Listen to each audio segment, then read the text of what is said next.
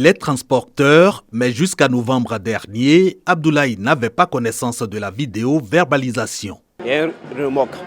Lui partait à Abidjan, était à assez vitesse. Maintenant, on vient de m'envoyer un message que le chauffeur était en pleine vitesse et que j'avais des droits à payer. Et c'est ça la vidéo-verbalisation. Ah ok, merci beaucoup pour l'information. Autant qu'Abdoulaye, nombreux sont les acteurs, usagers comme transporteurs qui ignorent les offres de services de transport. Pourtant, les innovations dans le secteur sont légion et résultent de la stratégie de sécurité routière et des réformes engagées par le gouvernement. Nous avons plusieurs structures, souvent méconnues du public. Par exemple, quand vous contrôlez les véhicules par rapport aux mutations, à la vidéo-verbalisation, nous avons tous nos vieilles habitudes que nous voulons corriger un temps soit peu.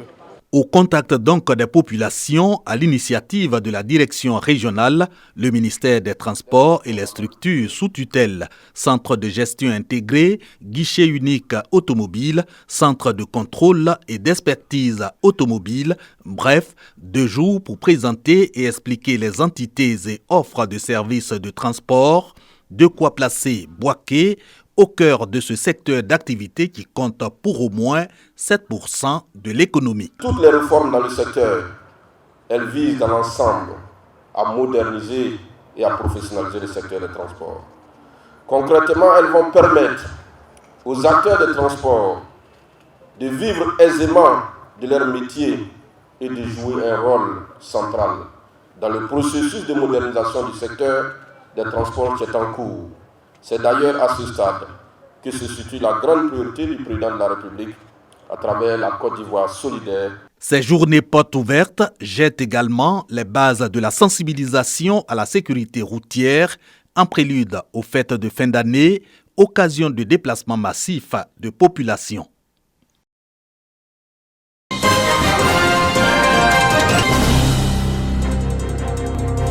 Depuis leur adhésion aux AVEC, Association villageoise d'épargne et de crédit, les femmes de Tiasalé ont appris à mettre de côté une partie de l'argent qu'elles gagnent de leurs différentes activités. Aujourd'hui, après 12 mois d'épargne, elles récoltent ce qu'elles ont semé. C'est avec joie et un immense bonheur que chacune reçoit sa part d'argent, car les difficultés pour y arriver étaient nombreuses. L'année dernière, nous étions à 50 femmes. Et vu notre dévouement, beaucoup de femmes sont rentrées parce que cette activité a permis aux femmes d'être autonomes. Elles ont épargné déjà 46 millions. Et c'est juste Tiasalé. Imaginez que vous mettez les autres départements, les autres sous-préfectures, vous pouvez arriver facilement à 100 millions. Donc aujourd'hui, pour moi, ce qui est important, c'est comment j'allais encourager ces femmes à continuer à épargner. Et je les félicite vraiment de ces initiatives. Ce sont 13 associations villageoises d'épargne et de crédit qui fêtent la fin d'un cycle, une échéance qui correspond à 12 mois d'épargne. Ces 13 AVEC ont réussi à mobiliser durant cette période 47 millions de francs CFA. Désormais rompues à la culture de l'épargne, les femmes de ces associations sont appelées à franchir une étape supérieure, le regroupement en coopérative. C'est la recommandation qu'a faite leur marraine. Nous, on voudrait étendre cette épargne à d'autres départements pour pouvoir vraiment constituer un tissu très important de femmes qui ont des fonds. Et ces fonds vont servir à quoi? Vont servir à déposer dans des banques pour faire des garanties, vont servir à financer leur production agricole, financer leurs fonds de commerce, financer aussi même les usines.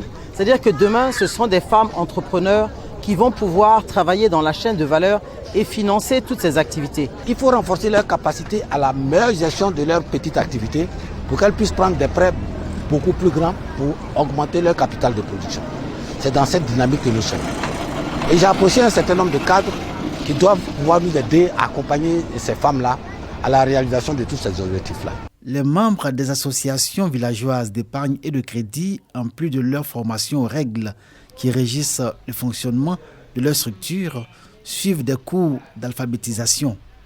Elles sont devenues, ces femmes, des actrices de leur propre réalisation.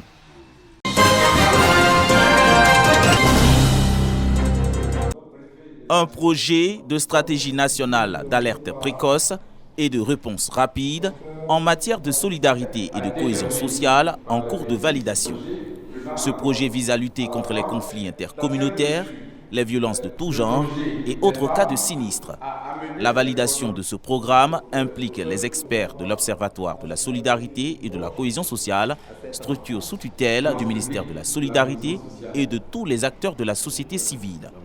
Cette rencontre vise notamment à recueillir les observations et les contributions des parties prenantes afin de faciliter l'opérationnalisation de ce document de planification et de gestion des risques dans le pays.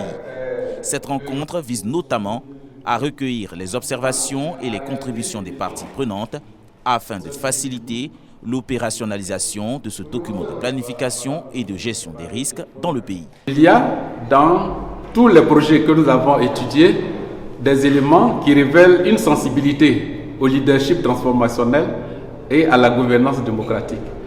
Cependant, il y a lieu de mieux faire en renforçant l'autonomie des commissions régionales de l'Observatoire de la solidarité et de la cohésion sociale, de telle sorte que ces commissions puissent être encore plus actives, qu'elles puissent permettre aux projets de connaître des résultats meilleurs. Et l'objectif final, c'est de transformer les conflits et puis également de renforcer la sécurité humaine. La stratégie nationale d'alerte précoce et de réponse rapide s'inscrit dans la vision du président de la République à travers le programme de gouvernance baptisé la Côte d'Ivoire solidaire. Ce projet prend fin en 2027 et s'étendra sur toute l'étendue du territoire national.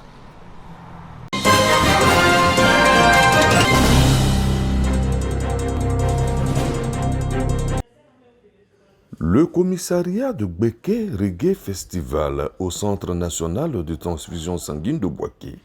Il s'agit de contribuer à sauver des vies en donnant son sang. Également, combler le déficit de sang. On parle de plus en plus de pénurie de sang quand il s'agit donc de sauver des vies. Et il était impérieux pour nous d'apporter notre soutien au Centre national de transfusion sanguine qui, chaque jour que Dieu fait, se bat pour sauver des vies. Cette activité s'inscrit dans le cadre de la 2e édition du Festival Reggae de la région de Gbeke. Donneurs et responsables du centre de transfusion sanguine se réjouissent de cette initiative. Je participe à ce don de sang parce que donner son sang, c'est sauver des vies. C'est pourquoi pour ce festival, nous avons décidé de donner notre sang et puis demander à tout un chacun de venir donner ce sang parce que tout le monde en a besoin. À chaque fois que des initiatives sont prises dans l'esprit d'apporter un bien-être à la population pour sauver des vies, nous ne pouvons que nous en réjouir. Voir le commissaire et toute son équipe associer une opération don de sang à cette activité qui est une activité culturelle, ça ne peut que nous réjouir. En matière de produits sanguins, la Côte d'Ivoire connaît un déficit de 250 000 poches de sang selon l'Organisation mondiale de la santé. Toutes les occasions sont bonnes pour réduire cet écart.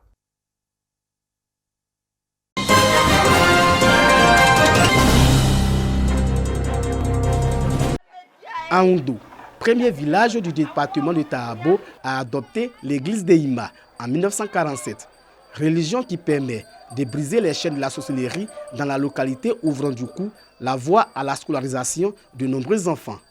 Considérée comme une religion rurale, la communauté d'Eima d'Aoundou n'avait pas de lieu de culte digne du nom. 75 ans après, ce village avec plus de 50% de la population d'Eima a désormais un lieu de culte moderne. Aujourd'hui, c'est maintenant, aujourd'hui que nous autres qui avons aimé cette église, qui avons compris son importance, nous nous sommes évidemment engagés et nous encourageons nos parents à faire en sorte que nous ayons vraiment de vraies paroisses, de grandes paroisses dignes de notre foi.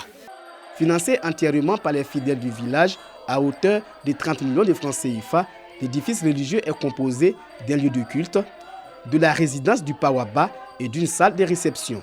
Le Conseil national d'Eima veut donner une nouvelle dynamique d'expansion de l'église à travers la construction de paroisses. Notre souhait, nous voudrions que toute la Côte d'Ivoire soit dotée des églises d'Eima. Ici, nous prions pour la paix de la Côte d'Ivoire, la paix du monde entier. Parrain de cette cérémonie de consécration de la paroisse, le ministre de la Santé, Pierre Demba. Son représentant engage l'église d'Ehima à continuer sa mission, celle de prier pour la paix en Côte d'Ivoire. Ils prient au nom du Seigneur Jésus-Christ et je pense qu'ils peuvent aussi passer des messages qui vont amener la Côte d'Ivoire à vivre dans la paix, dans la cohésion et dans l'amour, selon les préceptes de Dieu. L'église d'Ehima a été révélée à sa prophétesse à Lakuta en 1922. Le d'Ehima est la première église ivoirienne révélée.